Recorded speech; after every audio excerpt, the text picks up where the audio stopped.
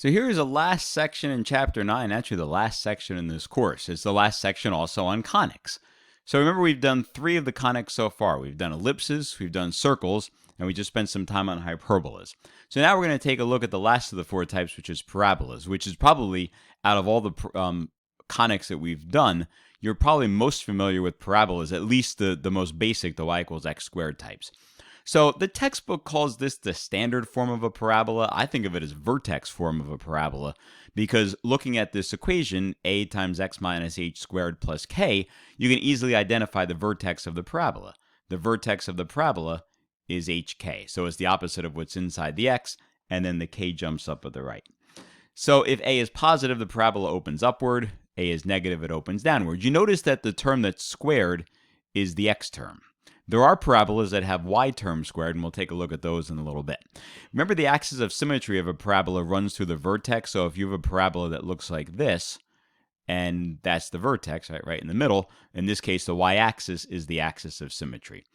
It's nice, too, if you can find the x-intercept and the y-intercept when you graph. Now, this one, the vertex happens to be the y-intercept, but they're not all like that. So let's just jump into one and try it. Y equals x minus 2 squared minus 4. So the first thing I notice is it's a y equals x squared function. There's a positive before the x squared, which means it opens upward. What's the vertex? Well, I can read that right off the graph, or right off the equation. It's the opposite of what's in the x, so it's going to be a positive 2, and then a negative 4. Right? So opposite inside, same outside. Axis of symmetry. Well, the axis of symmetry goes through the vertex. So it's got to be vertical, x equals 2. Right, the y-intercept is the place where x is equal to 0. So the y-intercept, place where x is equal to 0. So if I put a 0 in for x, I get 0 minus 2, which is negative 2 squared minus 4. Negative 2 squared is 4. 4 minus 4 is 0. Oh, so I've answered the next question also. Well, one of them. If the y-intercept is 0, 0, then one of the x-intercepts is also 0, 0. Now, can we do the other one without a lot of work? Well, let's try it. If the vertex is negative 2, 4, or I'm sorry, 2, negative 4. Right, there's 2, negative 4. Axis of symmetry we said was x equals 2. It's just a vertical line. One of the intercepts is 0, 0, and this thing opens up. Well, if it's 2 units to the left, the other one must be 2 units to the right. And there's my parabola. Or at least there's the startings of a parabola. How do we get from one point to the other? And this is kind of a shortcut as to graphing these things.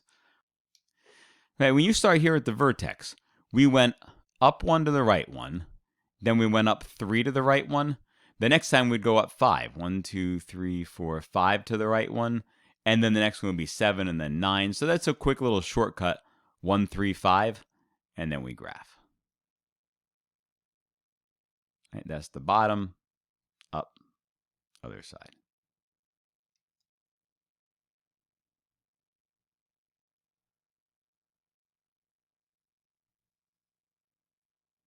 Okay, so the other x-intercept then is 4, 0. So 0, 0, 4, 0.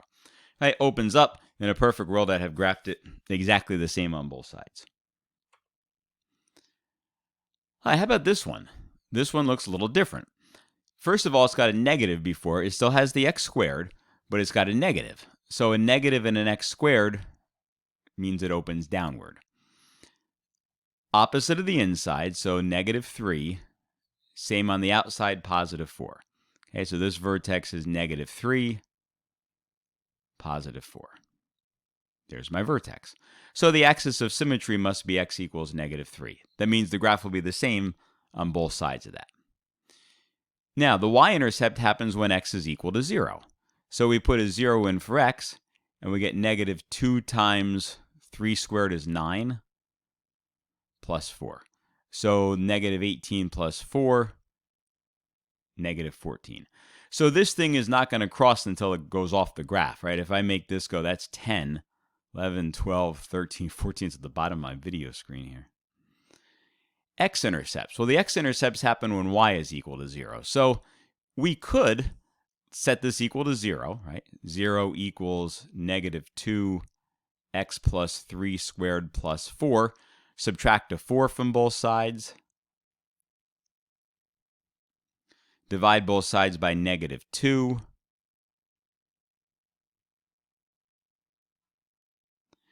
And what we find out is that this thing doesn't cross the x-intercept at nice places. We can confirm that before we keep going remember I mentioned that 1-3-5 rule? Well, if the 1-3-5 rule works when there's a 1 before the x squared, if you put a 2 before it, now instead of 1-3-5, it's going to be 2-6-10. So go down 2 into the right one, and then go down 6 into the right one. And you notice that this thing crosses the axis in between two values. It's also a lot narrower than the other one. So again, down 2 and over 1, down 6 and over 1, and it's round at the top and down. So again, these things don't cross the axis at nice points. So if 2 is equal to x plus 3 squared, I can take the square root of both sides. The square root of x plus 3 squared is the same thing as the absolute value. So the square root of x squared is the absolute value of x. So the absolute value of x plus 3 equals the square root of 2. So either x plus 3 equals root 2, or x plus 3 equals negative root 2. Subtract the 3 from both sides.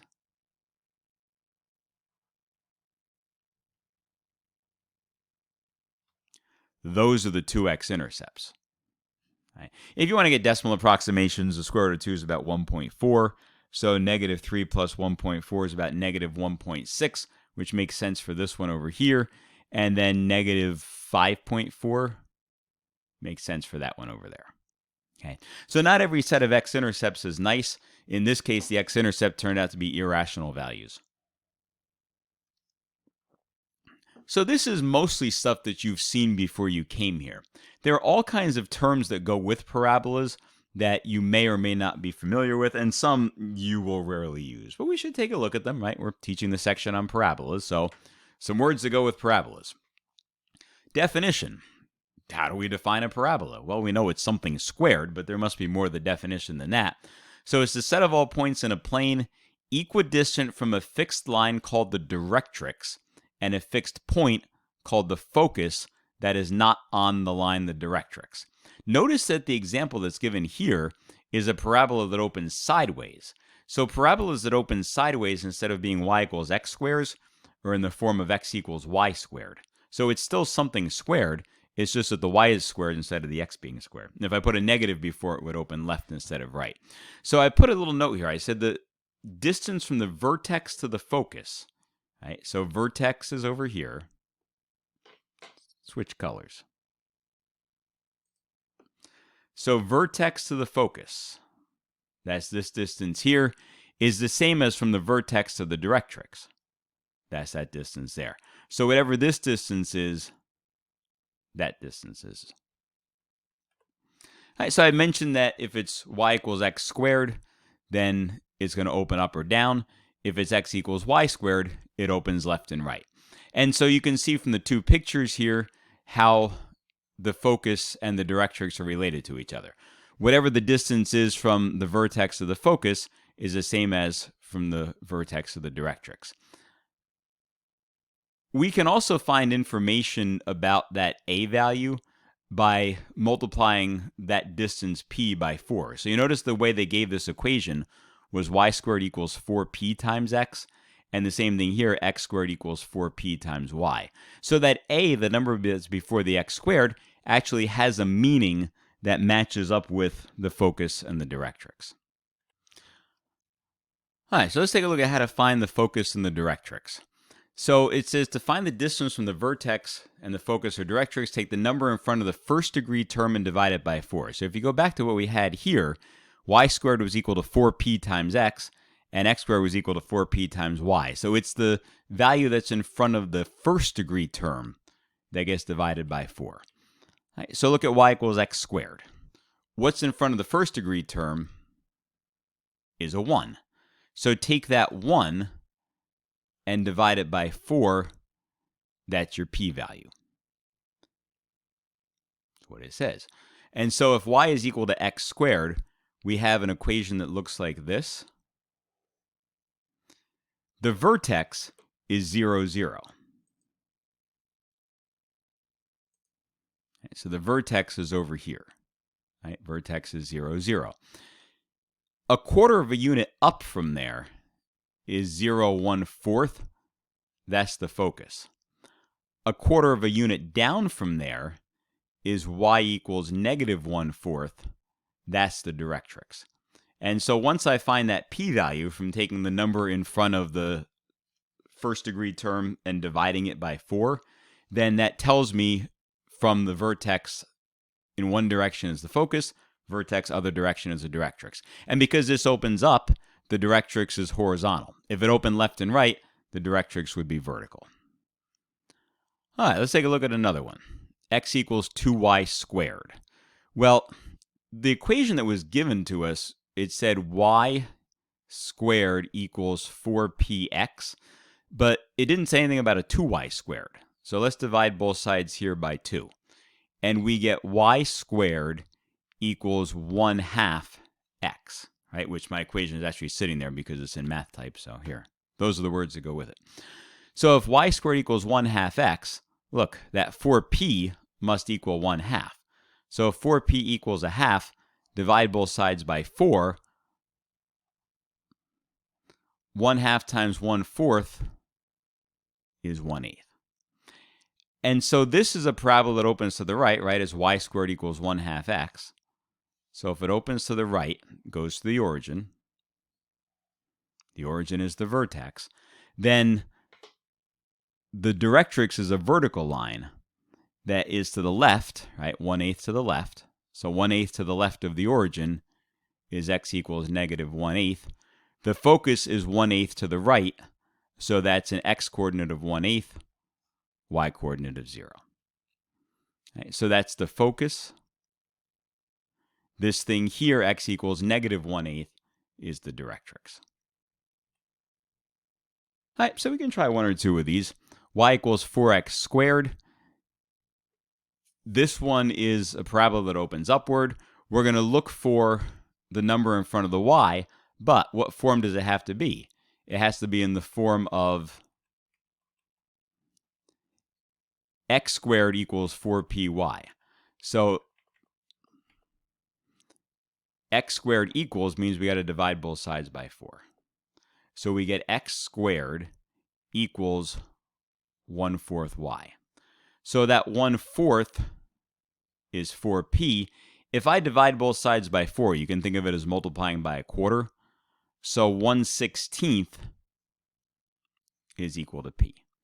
And so if y equals 4x squared, upward opening parabola that goes to the origin, then the directrix is 1/16 down from there. The focus is 1/16 up from there. So 0, 1/16. So that's the focus. That's the directrix. All right, look at number 4. Looks a little different. So 1/12 y squared equals x. So again, we're going to take the coefficient of the x, but it has to be for a 1 times y squared. So let's multiply both sides here by 12. And that gives me 12x equals y squared. So that 12 is equal to 4p. Divide both sides by 4. P equals 3. So x equals 1/12 y squared is a right opening parabola that is really wide. I don't know how wide I can make it here. That wide. All right, so it says P is 3. So that means we have to go 3 units over to find the focus.